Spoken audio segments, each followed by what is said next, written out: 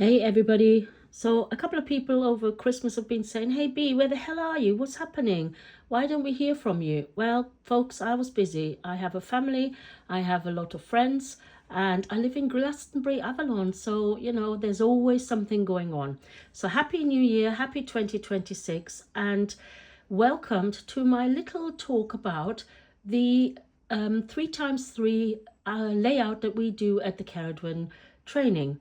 And this is really specific to something that I work with. It's the druid thing, it's the 3x3 is 9, it's the magic number, it's all of that. But a couple of years ago, I felt very strongly that perhaps we need a deeper reading. It's not always these layouts that people are giving you, that with every tarot deck, with every oracle deck, you get some layouts. And you have to understand that the tarot and that the oracle cards are somebody's inspiration in a particular time of the world, and that the explanations of the images on the card are also a particular time of the world. And I'm going to give you an example. So a lot of people have changed the devil in the tarot. They moved it, they changed it, they made it more palatable because, of course, nobody wants to be associated with the devil. And our generation isn't really that scared of the devil anymore. And we don't really believe that a devil is putting us into this state of seduction. I probably because I'm not a Christian, I don't believe in sin. I don't believe in hell as in a place where you go. I don't believe in purgatory or limbo. And I certainly don't believe that there is a being out there that is making me do bad stuff. I think when you do bad stuff, it's pretty much you. It's pretty much on you. I don't think there is that seduction of the evil. I do know that there are entities in the world and in the worlds that are maybe not to the highest good of everybody, but we have to take moral responsibility for what we're doing in our lives. So if we're being a shithead, excuse the expression, then that is on us. That's not on the devil, and that's not something that I work with. So I just want to introduce you to this lovely picture. So this is, the Priestess Returning by Caroline Lear. Absolutely love this painting, and I didn't want to finish this video without you guys seeing this beautiful painting. It was still wet on her easel, and I said I must have that. I love this so much. So the 3 layout as we do it. So first of all, I always have a candle on, and this candle has the flame of Cerridwen in it, and it is very much a candle that activates the magic in the cards, and that actually also activates my own psychic state, so I can actually see more of what I want to see.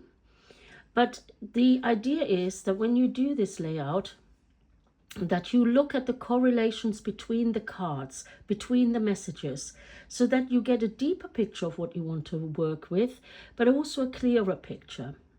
So these are different decks. One of the ones on the right hand side is Colette Baron Reed's The Map, the Enchanted Map, which I absolutely love, and I'll show you a bit more about that. Obviously the bottom one is a crystal deck, and then on the left there is a deck that I was gifted yesterday, and it's called the Queen of Moon Oracle by Stacey DeMarco, and I've not worked with that, so this is a new deck to me. And I always say to people, you are attracted to a deck. The deck comes to you, and somebody donated it to the Temple of Cerridwen, and they had a whole bag of cards. 3, 4, 5 priestesses were there over the day yesterday, and they all had a look at the cards, but this one I felt was really for me. It's a guidance through lunar and seasonal energies. I do love that. I love the moon. I love working with the moon. So this is mine. So what is the card telling me? This deck is telling me pleasure, self-reflection, and power. It makes perfect sense to me, and I'm not going to go in too deep because it's actually a reading for myself. So let's see. But certainly one of the things that I realized is that I work incredibly hard, and that I need to have more pleasure. I need to have more joy in my life. And it was interesting that I wasn't the only person that was saying that yesterday when we were talking about it. A lot of us feel that we have been working extremely hard, and it is time to self-reflect, look in the mirror, see why are we so desperate? Why are we so hard on ourselves, you know, and we have the power. And I love that card in particular. Isn't it beautiful? We have the power to make things happen. And each of those three cards, I don't know if you can see it, are working with the full moon. Now, there are other cards in the deck that don't reflect the full moon. So having three with a full moon in this set is obviously very, very poignant. And then in Colette's deck, I've got the Gentle Gardener. Now, the Gentle Gardener is my highest self, my priestess self, the person that I wish to be. And that really feeds into what just been said to me in the other reading, in the other three cards, that I need to see myself as I am, and that I need to create a more gentle environment for myself. The Bone Collector, very much La Loba, you know, she who hears the tears of the world as well. So the Bone Collector is a very interesting card. It's obviously the crone within us, the wise woman within us. And there were people that used to obviously use bones for throwing, for predictions, for prophecies. But here we are talking about somebody who collects the bones, puts them back as they were, and then reassembles the person, the being, but perhaps they will give them a different point of view. And then the other one is encouragement. You know, everybody needs a bit of encouragement, and everybody needs somebody to say, you're doing okay, you're doing all right. So I don't know whether I'm the one that's receiving the encouragement or whether it is inviting me to encourage others to step forward. And this goes straight back to the power. I have the power, I have the wisdom, I have the knowledge, and now it is time for me to actually encourage others to step into their power and their wisdom. And then, of course, my beautiful crystals. So what I've pulled out today is the black tourmaline, and that's really important. Black tourmaline is actually in our training this weekend, so that's clever. But it really is about the protection, the grounding, the purification. It is about looking after yourself, making sure you're okay. And then Danuborite. I've never worked with Danuborite. Now people say, but you are considering yourself a crystal expert. Yes, I do. I do consider myself a crystal expert. But do you know that the numbers of crystals that are coming out of the earth are now actually growing? We have over 6,500 known crystals now, and they all have different properties, sometimes similar, but not exactly the same. And also the new ones, you have to learn all the new ones as well. But for example, lapis lazuli, one of my favorites, a blue stone. I work a lot with the blue stones, and I love the lapis lazuli. I love the ancient history of it, going back all the way to Sumer, we know that. And it is really an important stone. So how does that go in with the cards? So the first card in the first reading was pleasure.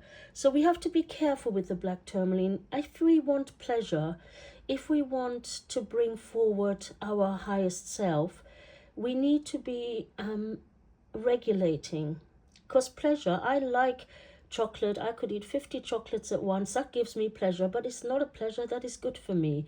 So the tourmaline is telling me, you must be a little bit careful. You must look after yourself. You must look after your health. So have one of the chocolates and let the rest go. This is my interpretation, yeah? Yours is probably totally different.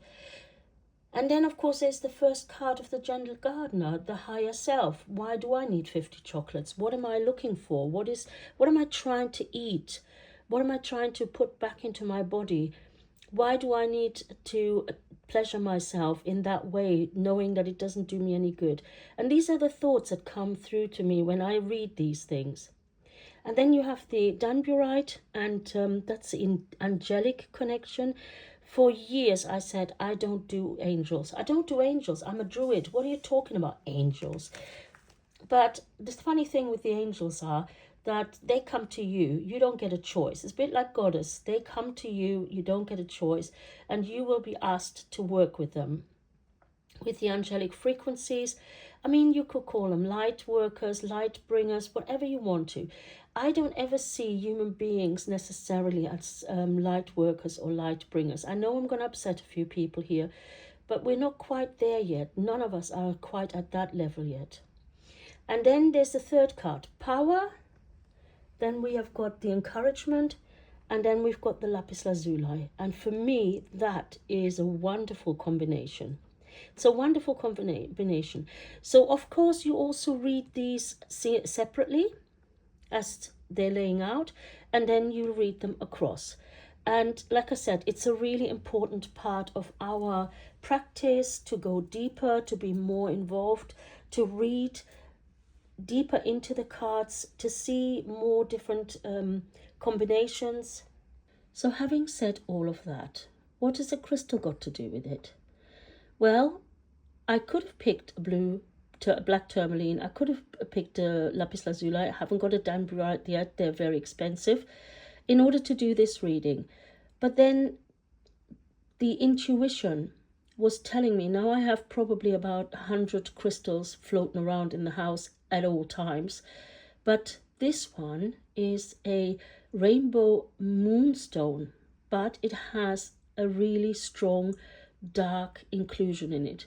And today that felt right for me. This balance between dark and light, this balance between gentle moonstone and the black stone that is in there. It is an interesting one that we are looking at these things, at these orbs, and we feel their energy, and they influence the cards and they influence the reading, as does the light from the candle. I don't know if you can see this amazing light from the candle, but it is really a beautiful activation. And look how strong it is, look how straight it is. So this is telling me that the candle is, in a way, saying, yes, this is the right interpretation, this is the right way forward, this is what you have to know, this is what you have to remember. And I love the way that the candlelight reflects in the darkness of the crystal. I can't tell you that much more about the crystal because it is new to me and I'm doing some research. It was given to me, but the person didn't know what it was. So I'm starting to do some research and getting to know the crystal, introducing myself, making the crystal a friend. And that's what I always do with my crystals. I love the fact that people give me crystals. It's actually quite interesting. I was watching today on Instagram a 1980s interview with Stevie Nicks, where she talks about crystals, and she says people come up to her and they just pass her crystals, and she uses them, or she works with them. I don't like the word using. She works with them, and then at one point the crystal says, thank you very much, that was great, let's move forward. And I think that does happen with some crystals. And I think it's something where we then have to let the crystal go. We have to allow the crystal to go to the person that they should go to, because that person needs that crystal. So in the sense of how is the reading, what is happening, there is a lot going on in 2026. Where the hell did 19 come from? In 2026. It started really rough for us here in Avalon. We lost a dear brother to a stroke, and it's a shock. It's a shock, and people say, oh, they have all sorts of theories why it's happened and all this. But quite frankly, for me, really, it is the shock of losing our dear brother. And it is, for me, I had to have some sort of message. I get messages from Cerridwen all the time, but for now, I needed to know, how do I need to adjust my life? How do I need to look after myself better?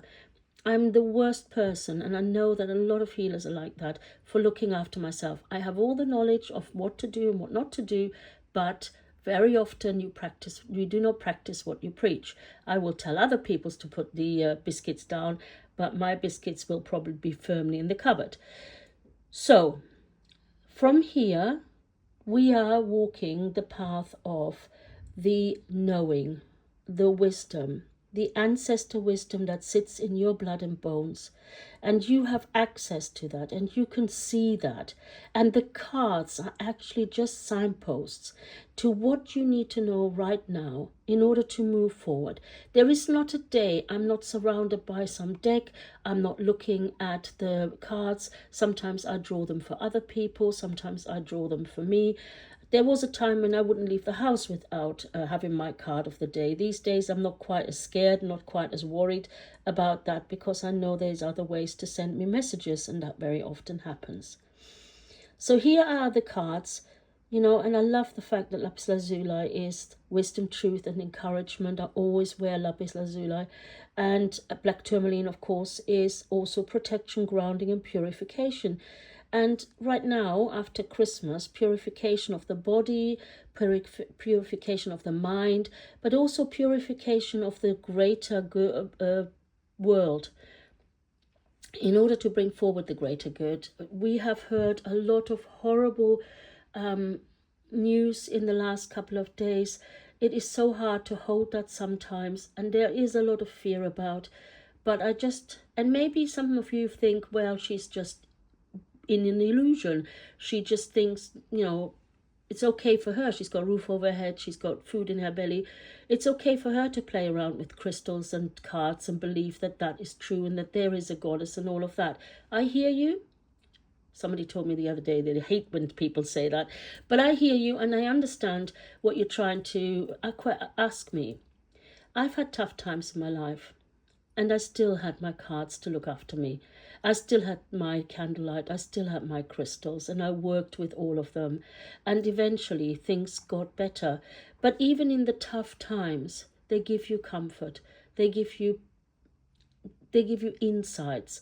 They give you an idea why things are happening. So please don't be despondent. Walk your path. Keep the faith. Keep the faith in each other. Keep the faith in the goddess. Keep the faith in whatever being you're working with. And in the meanwhile, I wish you a wonderful and happy 2026, a fantastic weekend, and blessed be.